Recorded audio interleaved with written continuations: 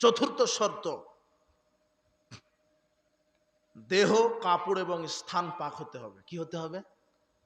দেহ পাক, কাপড় পাক, স্থান পাক। এটা সালাতের কি শর্ত? চতুর্থ নম্বর শর্ত। দেহ পাক মানে জর্দা, বিড়ি, সিগারেট এগুলি খাবেন, তাহলে দেহ নিয়মিত পাক থাকবে, তাই না? সুদ, দুর্নীতি, চুরি, দেহ পাক। যারা নেশাদার দ্রব্য খায় এদের দেহটা কি? একবার মুখে দিলে 40 দিন অপবিত্র থাকে দেহ। কতদিন? একবার মুখে দিলে। জর্দাটা একবার চিবালে। তোমার হুজুর জর্দা খায়, মসজিদের হুজুর, আর বলে মাকরু।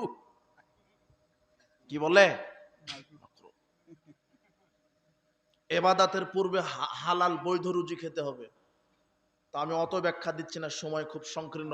দেহ পাক, কাপড় পাক। কাপড় পাক মানে পরিষ্কার থাকতে হবে। আপনার যদি পেশাব পায়খানা লেগে যায় তাহলে ওই পোশাকে কি হবে না? সালাত হবে না। তবে বিকল্প আছে। ওই পোশাক ছাড়া আর কোনো পোশাকই নাই আপনার। কথা বুঝেননি মনে হয়? কথা বুঝেছেন? আপনি বগুড়া থেকে চট্টগ্রামে চলে গেছেন সফরে, একটাই পোশাক, কিন্তু আপনার পেশাব লেগে গেছে, পায়খানা লেগে গেছে, আর কোনো পোশাকই নাই, কোনো উপায় নাই ধোয়ার, পরিষ্কার করার। তাহলে ওই পোশাকে কি করতে হবে? সালাত। বলতে পারবেন না যে কি আমার পোশাক অপবিত্র, এটা বলার সুযোগ নাই। এটার বিকল্প আছে। এরপরে স্থান পাক। কি পাক? যেই জায়গাতে সালাত আদায় করবেন ওটা কি হতে হবে?